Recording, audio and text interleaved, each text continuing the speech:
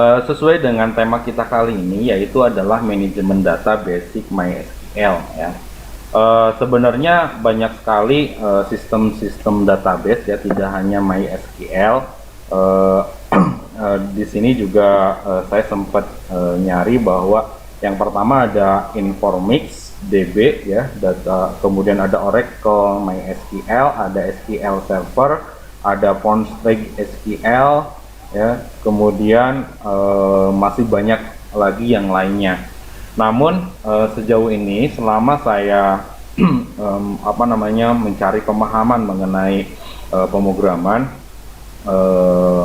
mencari tahu tentang sistem basis data, yang paling sering saya temui itu adalah basicnya MySQL. Makanya saya pikir bahwa MySQL ini perlu kita pahami bersama, sehingga menjadi salah satu aspek yang bermanfaat dalam membangun sebuah database. Penggunaan database ini tidak hanya sekedar kita membangun informasi kampus, ataupun kita bisa membangun informasi marketplace dan lain sebagainya. Namun pembangunan basic data MySQL ini juga digunakan oleh WordPress. Jadi kalau teman-teman mahasiswa di sini ingin membangun website dengan dasarnya WordPress, itu adalah menggunakan MySQL. Makanya kami mengambil topik yaitu manajemen data MySQL.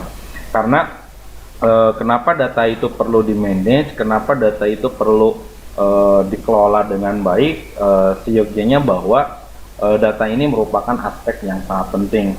Ya, tentunya teman-teman mahasiswa di Universitas Islam Al-Ihya Kuningan beberapa hari ini mendengar kabar gembira ya mengenai akreditasi yang telah dicapai oleh beberapa prodi di Universitas Islam Al-Ihya Kuningan. Ya, akreditasi terakhir itu informasi yang kita terima bersama, yaitu Kesmas dan Gigi.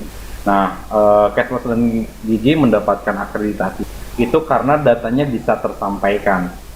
Ya, artinya apa? Artinya bahwa pengelolaan data ini perlu diperhatikan supaya pada saat data ini dibutuhkan di masa yang akan datang, itu bisa diterima, bisa didapatkan bahkan dengan kurun waktu yang sangat singkat, serta data yang update, relevan, real time. Manajemen data dengan MySQL ini adalah salah satu langkah untuk mengelola data sehingga data ini menjadi data yang real time, data yang memang bisa digunakan oleh khalayak umum. Ya, salah satunya adalah karena sistem penampilan data itu basicnya adalah basic website. Oleh karena itu kita bisa menggunakan atau memanfaatkan MySQL ya. Sesuai dengan visinya, visi MySQL, atau sesuai dengan pengertiannya. Nah, di sini saya mengutip sedikit dari Niaga Hosting. MySQL adalah salah satu sistem manajemen database yang bisa digunakan untuk mengelola data tersebut. Ya, jadi si data ini itu dikumpulkan dalam satu PC yang disebut dengan server, sehingga ketimpang tindihan data itu bisa kita kurangi. Ketidaksesuaian informasi antara pihak A dengan pihak B juga bisa terkurangi, karena pusat data berfokus pada satu, yaitu disebut dengan server. Nah, jasa layanan server, teman-teman mahasiswa bisa menggunakan rumah web, Niaga Hosting, kemudian juga bisa membangun server sendiri. Namun di session kali ini kita tidak membahas itu. Yang paling jelas adalah MySQL ini kita konfigurasi di server. Ya, servernya itu bisa kalau teman-teman mahasiswa membangun server sendiri itu bisa menggunakan Linux. Linux itu lebih lebih kuat, lebih stabil, serta virusnya juga sedikit sulit, karena Linux itu kan sifatnya open source. Kalau teman-teman mahasiswa di sini bisa mengubah codingnya, bisa melakukan pengembangan Linux, ya teman-teman mahasiswa di sini bisa melakukan pengembangan, karena sifat dari Linux itu open source, beda dengan Windows gitu kan. Itu Windows itu keterbatas, artinya bahwa teman-teman mahasiswa kalau mau install Windows itu harus beli lisensi. Nah, beda dengan Linux itu bisa dikembangkan oleh setiap orang. Yang paling banyak dikembangkan oleh teman-teman dari Jogja ya. Bahkan sudah ada yang mengeluarkan apa namanya produk Linux yang dari Jogja. Bahkan banyak kita download dari server yang ada di Jogja. Nah, server yang sudah coba kita bangun itu adalah servernya perpustakaan Universitas Islam Al-Ihya Kuningan. Nah, itu membangun Linux, kemudian datanya itu menggunakan MySQL ya, MySQL untuk manajemen database-nya. Nah, apa saja yang harus kita pahami pada saat kita mau melakukan apa namanya memulai kerja dengan MySQL? Tentunya sebelum kita menyimpan data ataupun melakukan konfigurasi di server, itu kita bisa memulai konfigurasi secara sederhana di laptop kita masing-masing ya, sesuai dengan arahan panitia bahwa teman-teman mahasiswa di sini harus sudah terinstall SAMPP, kemudian Sublime Text sama Google Chrome. Karena ketiga aplikasi itu, ketiga software itulah yang saya gunakan saat ini pada saat saya membangun sebuah website. Nah, oleh karena itu saya harap teman-teman mahasiswa di sini sudah melakukan instalasi ketiga software tersebut untuk melakukan konfigurasi apa namanya mulai mencatat codingnya. Kita menggunakan codingnya menggunakan alat bantunya yaitu Sublime Text, basicnya Hypertext Multilanguage, artinya kita menggunakan HTML. Ya, jadi nanti HTML digabungkan dengan PHP PHP. Jadi PHP-nya yang sekarang nggak tahu udah ada versi terbaru lagi, yang saya ketahui itu sudah PHP 7 ya. Tapi kita tidak akan membahas itu. Yang paling penting adalah kita akan ngebahas tentang bagaimana kita melakukan koneksi data dari MySQL ya ke tampilan data, yaitu di Google Chrome. Kita dari teks itu dirubah menjadi tampilan visual di Google Chrome seperti website yang teman-teman akses di unisa.ac.id. Nanti akan seperti itu, tapi kita tidak mengarah ke CSS. Jadi ada beberapa aspek yang memang sebenarnya harus dikuasai oleh seorang seorang programmer. Yang pertama adalah kita memahami jQuery. Nah, jQuery ini bermanfaat sekali untuk melakukan tampilan data secara yang biasanya saya gunakan itu sebagai responsif ya. Artinya bahwa misalkan ketika saya membuat tampilan pilihan provinsi, dimulai dari provinsi, kabupaten, kecamatan, itu kan sifatnya responsif. Ketika ada user yang memilih provinsi, maka secara otomatis nama kecamatan akan muncul ya, kemudian kabupaten akan muncul selanjutnya ke nama kecamatan. Nah, itu saya menggunakan jQuery ya, jQuery. Kemudian di sisi lain juga kita harus menguasai CSS ya, walaupun memang sejauh ini saya belum terlalu menguasai CSS karena CSS ini memang membutuhkan waktu yang relatif lama ketika kita mau membangun sebuah website dengan tampilan yang sangat bagus ya. Jadi layoutnya kita atur melalui CSS ya, gitu kan. Nah, kemudian aspek lainnya yang harus dikuasainya yaitu adalah mengenai sistem konfigurasi dalam melakukan penampilan data. Oke. Nah, selanjutnya pada saat teman-teman mahasiswa ataupun saudara-saudara semua di sini mau membangun server atau mau membuat sebuah aplikasi, kita coba dulu di server sederhana yang disebut dengan SAMPP ya. Nah, SAMPP itu digunakan pada saat kita mau memulai membuat sebuah aplikasi, karena pada saat teman-teman mahasiswa mau membuat sebuah aplikasi kan nggak mungkin laptopnya diinstal Linux langsung gitu kan, ataupun kita bisa juga menggunakan server Windows yang lainnya. Tapi selama ini yang paling mudah digunakan itu adalah menggunakan SAMPP ya. Silakan teman-teman mahasiswa boleh langsung mengaktifkan SAMPP-nya. Nah, ini adalah tampilan SAMPP-nya. Sebenarnya ada sistem transfer yaitu FileZilla, kemudian Mercury, Tomcat. Namun yang akan kita gunakan saat ini itu adalah Apache ya, sama MySQL-nya. Apache itu fungsinya adalah pada saat kita mau memanggil dokumen. Jadi dokumen itu kita simpan di dalam sebuah, kalau ibaratnya kan ada sebuah rumah. Nah, kita mau mengakses isinya. Nah, isinya itu ingin tahu isinya, isi dari rumah itu, kita perlu pengantar ya. Nah, yang mengantarkan kita ke isi rumah itu yang disebut dengan Apache. Jadi kita mau manggil folder mana, folder A, B, C, nah itu kita menggunakan Apache. Nah, kalau Apache-nya nggak hidup, kita nggak bisa manggil. Nah, begitupun juga misalkan laptop teman-teman mahasiswa ketika mau uji coba. Biasanya kalau mau upload set ke hosting, itu saya coba dulu di versi desktopnya, ya, kemudian versi mobilenya. Nah, di versi mobil saya akses laptop saya menggunakan IP address. Nah, pemanggilan dari handphone ke desktop itu menggunakan Apache-nya harus hidup. Kalau Apache-nya nggak hidup juga nggak bisa jalan. Nah, begitupun juga pemanggilan di desktopnya, kalau Apache-nya nggak hidup juga nggak bisa jalan.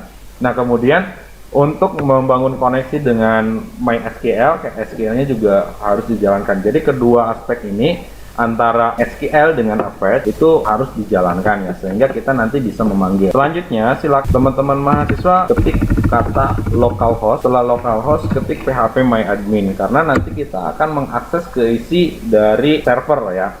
Nah, biasanya tampilan phpMyAdmin ini, kalau misalkan di sini ada teman-teman yang belum coba mengakses cPanel, itu hampir sama.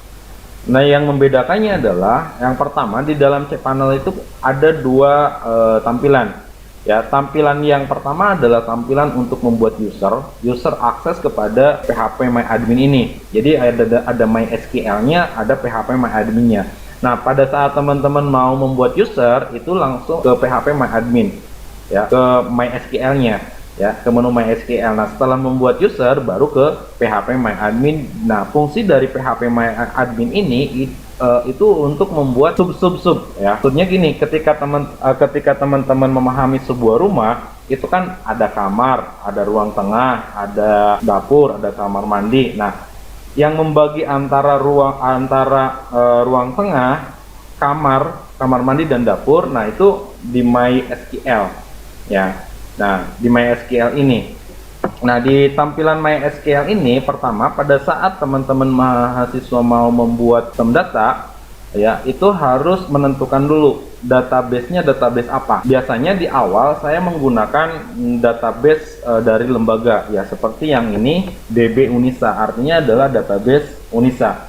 Nah, ini untuk memudahkan saja. Kalau misalkan jurnal, berarti DB Jurnal. Kalau misalkan nanti teman-teman BEM mau bikin website, berarti DB BEM, ataupun apa saja. Yang paling penting adalah nanti tabel ini harus ingat, karena nanti akan dipanggil di connect. Pertama kita bikin dulu turnya ya, dibikin dulu, pilih ke new. Silakan kalau misalkan teman-teman merasa tertinggal boleh. Nah, kemudian kita bikin, misalkan saya ingin membuat websitenya itu website aplikasi untuk toko misalkan ya, DB serba ada. Nah, di sini kita tidak boleh ada spasi ya, ada space, tapi bisa menggunakan underscore, db underscore gitu. Karena di sini saya db underscore serba ada ya. Kemudian kita buat, maka akan tampil di sini, karena db-nya ada dua, tampilnya ada seperti ini. Ini sebenarnya di dalamnya ada db Unisa, ada db serba ada ya, gitu kan. Nah, selanjutnya setelah ini selesai dibuat, teman-teman bikin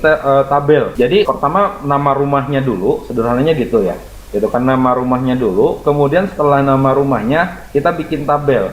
Tabel ini fungsinya mengklasifikasi ya. Jadi kalau di rumah kan tadi saya bilang ada ruang tamu. Nah, kita bikin ruang tamu dulu, atau kita bikin database apa dulu gitu kan ya.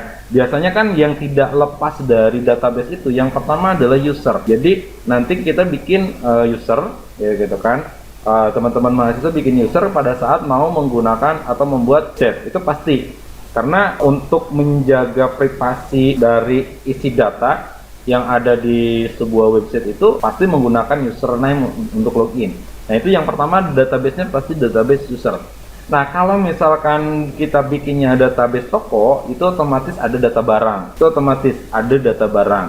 Yang kedua, pasti ada barang masuk dan hanya ada penjualan, data penjualan dan data pembelian. Nah, data pembelian, data penjualan. Itu berarti sudah ada 4 tabel yang bisa kita buat ya. Karena kita tidak akan membuat keempatnya. Di program kali ini kita hanya tampil, update, insert, delete. Jadi, nah, keempat aspek ini itu harus kita buat. Sekarang kita contohkan satu aja. Kita bikin data tabel untuk nama produk. Nah, di name-nya kita bikin misalkan stok aja. Ya. Stok underscore barang.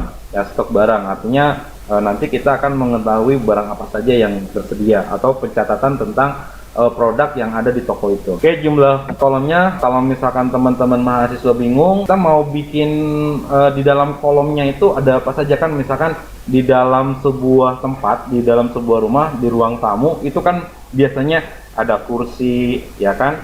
Kemudian ada meja, kemudian ada lukisan, kemudian ada jendela. Nah, itu ada klasifikasinya. Nah, nanti teman-teman mahasiswa juga di sini sama. Ibaratnya seperti itu. Nah, kita mau mengklasifikasi nanti untuk di tabel stok barang itu kolomnya terdiri dari apa saja. Bukan terdiri dari apa saja. Bahkan kita buat dulu. Yang pertama, di dalam sistem data itu ID. Yang paling sering yang paling sering dibuat itu adalah ID. ID ini paling sering dibuat karena nanti bisa digunakan untuk misalkan gini. Kalau teman-teman mahasiswa membuat terlogin itu ada ID yang sama. Nah, biasanya saya bikinnya disebutnya dengan ID public atau ID session.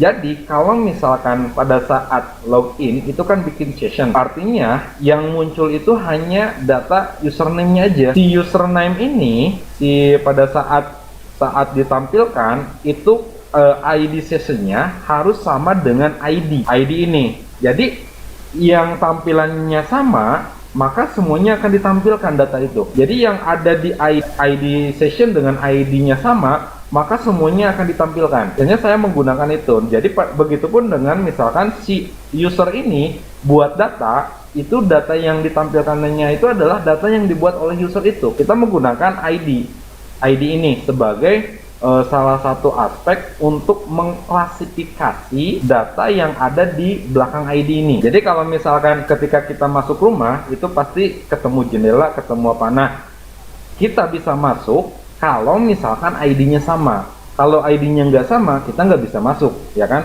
Artinya ketika dapat diidentifikasi maka akan bisa masuk. Nah, begitu pun data. Ketika dapat diidentifikasi maka data itu akan tampil.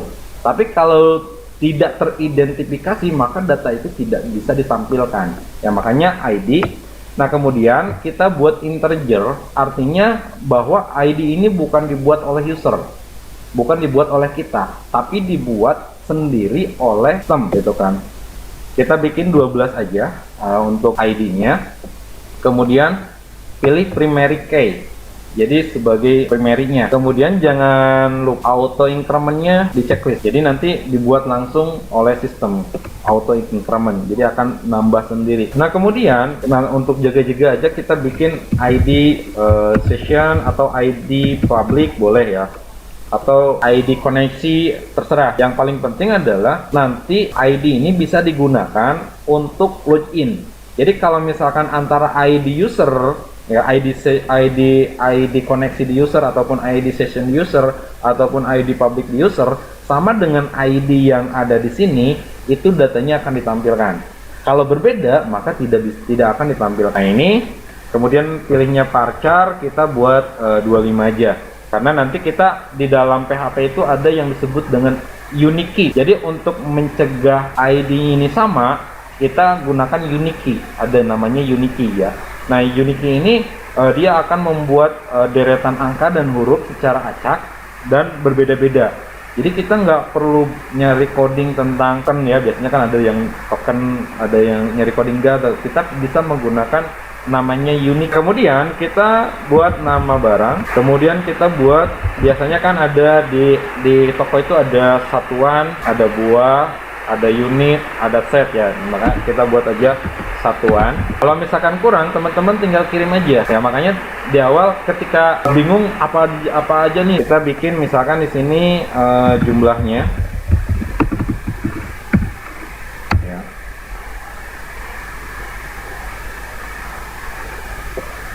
Atau kita bisa mengidentifikasi pakai keterangan aja lah, jangan jumlah ya. keterangan. Karena nanti kita kan perlu identifikasi dulu nama produknya apa saja. Jadi pada saat kita mau input jumlah produk atau jumlah barang, kita cari kode barang. Oh, berarti kode barang, harus ada kode barang. Kita simpan aja dulu ya, silakan teman-teman boleh simpan. Kemudian karena tadi ada yang terlewat kode barang dan nggak mungkin kan kode barang kita tempatkan di setelah keterangan ya, makanya kita buat setelah ID session. Jadi setelah ID session baru kirim,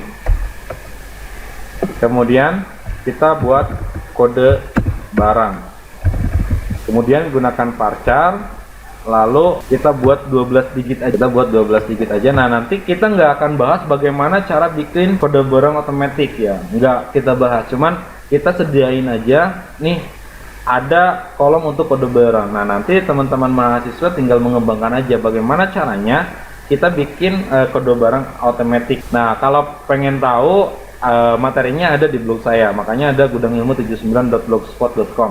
Cuma di sana dijelaskannya adalah bikin NIM otomatis.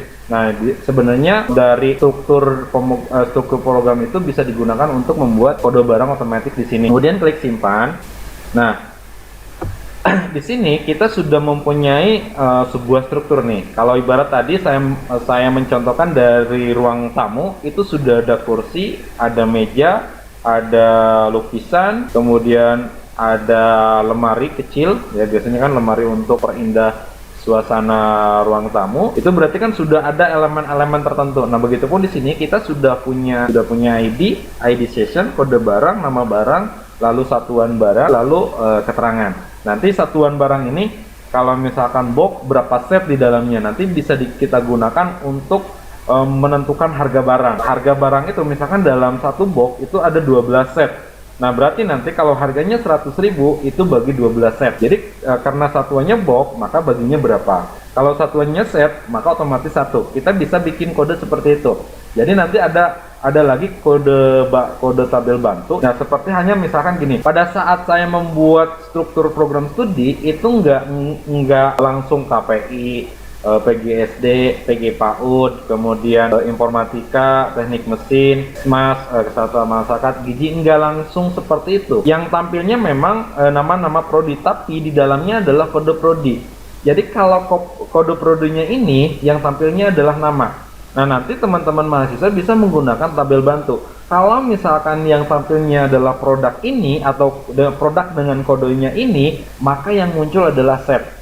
Kalau misalkan nama produknya ini, kemudian kodenya ini, maka yang tampil adalah box. Nah, bisa seperti itu. Jadi bisa nanti bikin lagi tabel dengan nama satuan barang ya. Jadi bisa set, bisa box, bisa unit gitu kan. Kemudian berikutnya di struktur ini kita coba ada yang namanya SQL. Sebenarnya untuk melakukan input data, update data, kemudian delete data dan lain sebagainya, ilmunya sudah ada di sini. Kita tinggal memodifikasi saja. Biasanya ini juga sering saya lakukan untuk mempercepat pekerjaan saya. Jadi kalau misalkan teman-teman mau menampilkan data, itu kita gunakannya select ya. Select yang ini. Ya, artinya select yang ada yang universal gitu kan. Nah, kemudian kalau misal teman-teman ingin menampilkan barang berdasarkan, nah maka pakai select yang kedua. Nah, ini kan berdasarkan ID, berdasarkan session, berdasarkan kode barang dan lain sebagainya, maka pakai select yang kedua. Nanti tinggal ininya dimodifikasi saja. Nah, kemudian untuk tambah barang tinggal klik insert, nanti ininya tinggal di copy aja.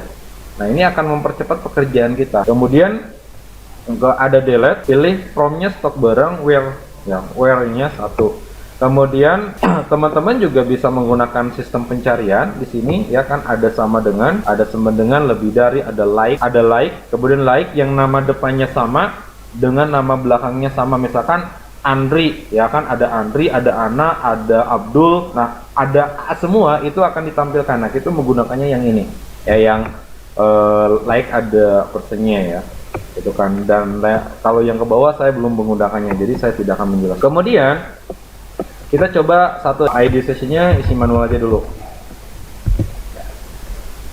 Kode barangnya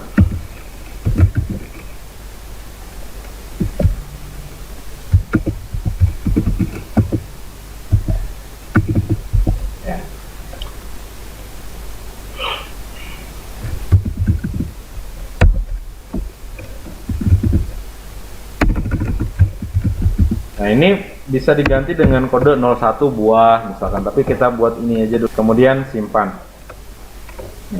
Nah, jadi teman-teman mahasiswa bisa copy yang ini lalu pindahkan ke action, bisa seperti itu untuk mempermudah. Kalau misalkan gimana nih cara insertnya, saya lupa, nah tinggal insert dulu satu lalu pindahkan, karena nanti tinggal copy aja dari sini. Jadi ilmunya sebenarnya sudah ada di PHP MyAdmin-nya, cuman kita tinggal modifikasi aja. Oke, nah kalau udah seperti ini berarti kan teman-teman sudah berhasil menambahkan, sudah berhasil membuat database, sudah berhasil membuat tabel. Nanti tabel ini kita akan tampilkan dalam bentuk website atau aplikasi menggunakan program PHP.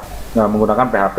Nah, jadi di sini teman-teman sudah bisa put, update, delete sebenarnya. Tapi nggak mungkin kan masa yang lain mau input, mau update, mau delete kita kasih linknya yang ini. Nggak mungkin kan, karena apa? Karena ini privasi. Ya, jadi yang harus dijaga itu adalah ini. Jadi PHP MyAdmin ini jangan sampai bisa diakses oleh orang lain. Karena kalau misalkan PHP MyAdmin ini bisa diakses oleh orang lain bisa ngambil data. Nah, data ini bisa dimanfaatkan, bahkan juga bisa bahkan bisa dibuat untuk hal-hal yang tidak baik. Ya, contohnya menampilkan PAKQ, masa di website unisa.ac.id ada PAKQ, kan nggak baik. Nah, itu justru inilah yang harus dijaga.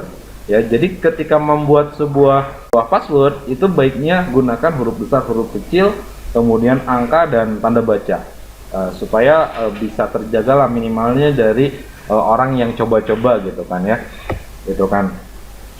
Oke, kemudian kita silakan teman-teman buka Sublime Text-nya. Nah, ini adalah tampilan Sublime Text-nya. Nah, di Sublime Text ini kita akan mengatur, mengelola ya, lalu membuat tentang bentuk tampilan dan koneksi antara MySQL dengan tampilan data. Selanjutnya teman ke explore ya, explore. Nah, di explore teman-teman ke C, kemudian ke sum, cari htdocs ya. Jadi kalau Pak gimana sih saya ketinggalan, teman-teman tinggal lihat aja di sini urutannya ya, di atas ya. Jadi disk PC, local C, sum, htdocs ya. Jadi tinggal lihat aja ya, local doc, sum, htdocs ya. Kemudian di sini teman-teman buat sebuah folder. Tadi kan kita mau bikin foldernya serba ada ya. Jadi tulis serba ada ya. Jadi toko serba ada kan gitu. Yang direncanakan kita akan bikin sebuah aplikasi untuk pelayanan toko, artinya bisa buat teller lah gitu kan. Nah, kemudian setelah ini selesai, silakan teman-teman mahasiswa drag and drop, lalu tempatkan di sini. Nah, atau bisa latihan satu, boleh, silakan ya teman-teman. Nah, kemudian selanjutnya di Serbada ini ini saya pause dulu ya, karena ini aplikasi yang sedang saya buat ya. Nah, di Serbada ini teman-teman bisa mulai mengkoneksikan ya. Kita bisa membuat struktur program. Kita save dulu, kemudian ke htdocs, serba ada ya. Kemudian kita save dengan yang biasanya kita bikin. Kalau misalkan tentang produk, awali dengan produk dulu ya.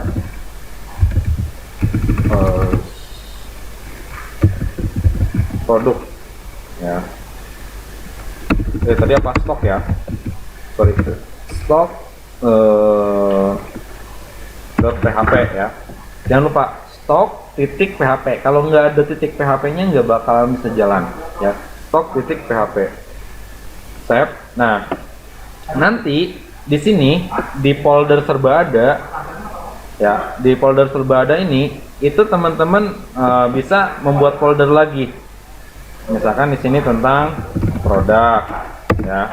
Kemudian juga di sini buat lagi satu folder lagi tentang user ya. Jadi supaya lebih rapi, sebaiknya mulai ke arah sana ya. Jadi ada produk, ada user, kemudian ada folder misalkan aset ya. Biasanya kan gitu. Aset. Jadi aset ini nanti kalau misalkan teman-teman pakai Bootstrap, biasanya saya menggunakan Bootstrap ya. Nah, kalau pakai Bootstrap kan download asetnya ya, download apa namanya jQuery-nya, jQuery min atau jQuery CS-nya, kemudian simpan di aset. Ya, jadi pada saat membuat template, itu template-nya satu tapi mengakses ke aset semua ya. Jadi nanti si template ini kita gunakan di berbagai tampilan gitu kan ya. Jadi stoknya kita pindahin aja ya ke produk. Ini close aja now karena kita sudah ada di produk ya. Nah ini produk. Nah yang harus dipahami pada saat ya, kali ini kita nggak akan coding ketampilan atau koneksi ya. Kita akan kita akan coba memahami hal-hal kecil tapi harus apa namanya diingat ya. Nah, pada saat teman-teman mau membuat atau melakukan coding, itu ada istilah variabel, itu yang pertama. Yang kedua ada istilah string, ya, ada istilah string, variabel string. Nah, ini yang harus dipahami. Jadi kalau misalkan menggunakan if, itu kan variabel dulu, baru string. Ya. Jadi jadi yang harus diingat itu adalah yang pertama ada variabel, yang kedua adalah ada string. Jadi kalau misalkan kita mau menggunakan variabel, maka gunakan dolar dulu, ya. Dolar. Kita bisa berbesar nggak? Oh bisa ya. Nah ini dolar ini untuk menunjukkan sebuah variabel. Misalkan kita panggil dolar data, ya. Dolar data sama dengan, nah itu dolar data sama dengan string, ya. String. Nah, string ini kalau misalkan udah ada kutip satu, kita nggak bisa kutip satu, kemudian kutip dua, lalu kutip dua lagi. Nggak bisa seperti ini, ya. Artinya nanti akan istilahnya ada istilah redeclare, ada istilah unfilable, ya. Ada istilah-istilah yang mengatakan bahwa string ini tidak terbaca, gitu kan. Nah, jadi kalau misalkan teman-teman menggunakan string satu, maka di dalamnya harus seperti ini, ya. Kalau misalkan di sininya menggunakan string 2, maka di dalamnya seperti ini, ya. Paham ya? Nah, seperti ini, ya. Jadi nggak bisa kalau misalkan ini string 1, lalu di sini string 1 apa namanya? Seperti ini, nggak bisa, ya, gitu kan. Itu kan. Jadi harus diingat yang pertama ada variabel. Nah, variabel ini menunjukkan tentang apa? Misalkan produk kan tadi kita menggunakannya produk. Nah, produk itu dibungkus di dalam satu variabel. Jadi kan di ruang tengah itu ada kursi, lemari dan lain sebagainya dibungkus, ya. Jadi kalau ingin mengetahui ruang tengah, maka kita harus masuk ke pintu, ya. Jadi ruang tengah ini dibungkus. Nah, itu disebut dengan, kalau di bahasa Mode disebut dengan variabel. Saya contohkan seperti itu. Nah, untuk menampilkan variabel kita gunakan PHP lalu tab. Nah, ini kenapa saya sarankan teman-teman mahasiswa menggunakan Sublime Text. Karena kalau misalkan teman-teman newbie, ya seperti saya newbie, teman-teman harus nulis gini. Kalau misalkan menggunakan Notepad++, ya. Kemudian kalau dulu ada Adobe Dreamweaver, ya. Waktu dulu saya menggunakan Adobe Dreamweaver itu dulu nggak otomatis, ya. Makanya saya rekomendasikan Sublime Text. Bahkan ada VS Code, ya. Tapi VS Code kalau misalkan kita kesulitan, lebih baik cari yang mudah aja lah. Ya, boleh pakai VS Code, boleh pakai Sublime Text. Karena saya enaknya pakai Sublime Text, maka saya rekomendasikannya Sublime Text. Nah, kemudian baru tulis PHP. Nah, belum keluar lagi, ya. Kemudian seperti ini, ya. Teman-teman bisa bayangkan, hanya untuk nulis aspek seperti ini lama sekali kalau menggunakan aplikasi yang lain. Tapi karena kita menggunakan Sublime Text, cukup dengan ketik PHP aja maka langsung keluar. Ya, begitupun dengan struktur lain, ya, struktur websitenya. Kita ketik HTML, maka akan langsung keluar. Ya, itu kan ada HTML, ada head, ya, ada body. Nah, maka akan langsung keluar. Nah, itu manfaat dari Sublime Text. Makanya menggunakannya Sublime Text. Nah, kemudian kecilin dikit ya, kelihatan ya. Nah, setelah kita menggunakan PHP, kita mau menampilkan data yang ada di ruang tengah ya. Tadi ilustrasinya seperti itu ya. Nah, berarti kan kita mau menampilkan data produk ya. Saya contohkan dolar data dulu ya, dolar data. Nah, ini kan kita bikin variabel dulu ya. Kemudian sama dengan nah, kalau misalkan PHP-nya aktif, maka sama dengannya merah. Beda dengan PHP-nya yang nggak aktif. Nah, putih. Ya, jadi kalau misalkan PHP-nya aktif, maka warnanya merah. Jadi setelah ini sama dengan, lalu kita bikin string ya, string 1 misalkan, atau string nama produknya tadi apa, buku ya misalkan. Nah, kemudian jangan lupa titik koma ya, jangan lupa titik koma. Nah, setelah itu kita mau menampilkan yang atas, kita nggak harus langsung buku misalnya, enggak, tapi ketika kita mau menampilkan yang atas, kita panggil kembali PHP lalu gunakan echo ya untuk menampilkan data, lalu kita panggil variabelnya dolar data ya, lalu jangan lupa titik koma. Nah, ini apa namanya, PHP yang kedua itu untuk memanggil data yang ini harus diingat ya, karena pada dasarnya semuanya sama, cuman yang membedakannya adalah di stringnya. Jadi kalau misalkan biasanya teman-teman menggunakannya MySQLi ya, MySQLi apa namanya, pet atau arrar atau query ya, biasanya seperti itu. Cuman yang paling penting adalah teman-teman ingat dulu, yang pertama adalah tentang variabelnya. Jadi nanti variabel inilah yang akan dipanggil secara kontinu ya, secara terus menerus ya. Jadi misalkan teman-teman mau memanggil kode barang, maka dolar data lalu MySQLi ya, kesananya selanjutnya gitu kan. Kemudian kita coba panggil dulu ya. Silakan teman-teman ke Google Chrome, lalu kita coba panggil localhost. Kemudian tadi serba ada ya, ada nggak? Nah, maka akan ditampilkan seperti ini, indeksnya seperti ini. Nah, kemudian ke produk, kemudian stock. Nah, kan ada buku ya, langsung buku. Padahal kan buku ditulisnya di atas, gitu kan, buku ditulisnya, tapi kita tampilkan di sini. Nah, nanti ini bisa tempatkan dimanapun, disesuaikan dengan misalkan di sini ya, tadi kita tulis HTML ya, ya. Nah, kita buat di variabel di apa namanya, title, kita pindahkan ya. Nah, ini kan titlenya masih localhost serba ada ya. Nah, kan sudah berubah jadi buku. Padahal yang kita tulis adalah variabel ya. Yang kita tulis adalah variabel dari data ini. Nah, ini bisa kita gunakan pada saat teman-teman mahasiswa view data ya, view data. Jadi misalkan kan kalau view data itu kan gini. Di website itu kan ada contoh aja yang unisa.ac.id, ada apptech.unisa.ac.id. Nah, ketika dari Unisa ke apptech itu kan berubah. Nah, itu bisa menggunakan metode seperti ini ya, sesuaikan. Nah, itu oke. Nah, kemudian berikutnya dari sini kita udah memahami tentang variabel ya, kemudian stringnya.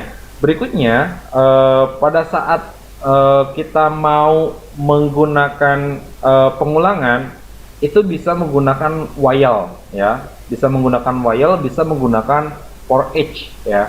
Nah, nanti kita akan bahas lebih jelasnya di session-session selanjutnya ya. Dan di sini kita juga bisa menggunakan PHP. Yang harus diingat itu adalah fungsi dari if ya. PHP if.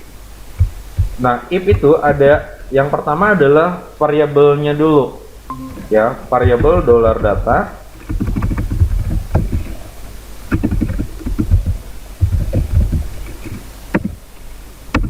$data. Kalau misalkan ingin menampilkan, misalkan gini, kayak misalkan gini, teman-teman mau menampilkan apa namanya, mau menerapkan fungsi if kan gini, jika A sama dengan A atau jika lapar kan gitu, logikanya gini, jika lapar maka makan, jika tidak lapar maka tidak makan. Nah, begitupun ini kita bisa menggunakan ini nanti kan harus diingat ya, karena ini akan kita gunakan nanti pada saat mau menampilkan sebuah pesan ya. Jika data berhasil dimasukkan maka keluar pesan data berhasil ditambahkan. Jika data tidak berhasil dimasukkan maka keluar pesan data tidak berhasil ditambahkan. Nah, maka di sininya jika ya $data lebih ya, lebih dari 0, artinya kan ada satu yang bertambah ya. Ya. Ini ke, nah jika lebih dari 0 maka echo ya, data berhasil ditambahkan ya. Kemudian else ya, kemudian echo lagi, data tidak berhasil ditambahkan ya. Nah, itu karena ini penerapan fungsi if. Jadi teman-teman mahasiswa bisa menggunakan fungsi ini, if ini itu untuk pemberitahuan, itu yang pertama. Yang kedua untuk klik tombol ya, seperti halnya di sini pada saat saya membuat website alumni itu kan ketika kalau misalkan gini ya. Nah, teman-teman mahasiswa, kalau stok barangnya sudah ada, artinya kalau misalkan data mahasiswanya sudah ada, ID session ini bisa menggunakan ID user ya, ID username atau ID user ya, bisa menggunakan itu. Atau di ID session di user itu bisa menggunakan ID yang ini, ID yang ini. Tapi yang menjadi masalahnya ketika registrasi di awal itu kan ID ini belum ada. Nah, makanya kita menggunakan ID session ini adalah menggunakan ID yang terdapat di ID user. Ya. Nah, makanya di sini kita gunakan fungsi if. Jadi jika misalkan data sama dengan ya, sama dengan data, sama dengan $data, artinya jika ini sama dengan ini maka gunakan edit data, jangan tambah, karena kalau tambah lagi nanti datanya bertumpuk. Nah, tapi jika tidak sama maka gunakan tambah data, kan gitu ya. Jadi pada saat alumni setelah selesai registrasi, karena dia belum bikin database, maka gunakannya apa? Tambah data. Artinya jika data pertama variabel tidak sama dengan kedua key ya, variabel tidak sama dengan kata kuncinya, maka dia menggunakan tambah data. Tapi jika sama, artinya database-nya sudah ada. jangan menggunakan tambah data, tapi gunakannya apa? Edit data, ya, gitu. Nah, itu bisa menggunakan itu salah satu fungsi if, ya, dan ini akan kita gunakan nanti. Jadi ini yang harus teman-teman pahami, ya. Yang pertama adalah fungsi dari variabel, kemudian key ataupun stringnya, kemudian fungsi if, ya, dan nanti kita akan memahami tentang koneksi, insert, delete, dan update. Ya, itu yang paling penting dasarnya di sana. Kalau misalkan teman-teman mahasiswa sudah menguasai ketiga aspek ini, ya, empat ya. Jadi fungsi dari variabel, string, kemudian if, sama cara insert, kan tadi sebenarnya sudah ada gambarnya di awal, ya. Input, delete, update, itu teman-teman mahasiswa sudah bisa bikin website, karena pada dasarnya yang saya pahami itu adalah aspek-aspek ini, gitu kan. Nanti tinggal kita pengembangan aja, ya, apakah misalkan menggunakan where, ya, where-nya kan bisa menggunakan user, bisa menggunakan nama produk, bisa menggunakan kode produk. Artinya kan barang yang ditampilkan itu apabila datanya sama dengan where, gitu kan, ya. Ya, itu saja yang bisa kita sharingkan di session pertama ini sebagai tahap awal, artinya tahap persiapan. Kita hanya ngebahas tentang persiapan yang akan dilaksanakan. Nanti di session kedua baru kita akan mulai coding untuk ke arah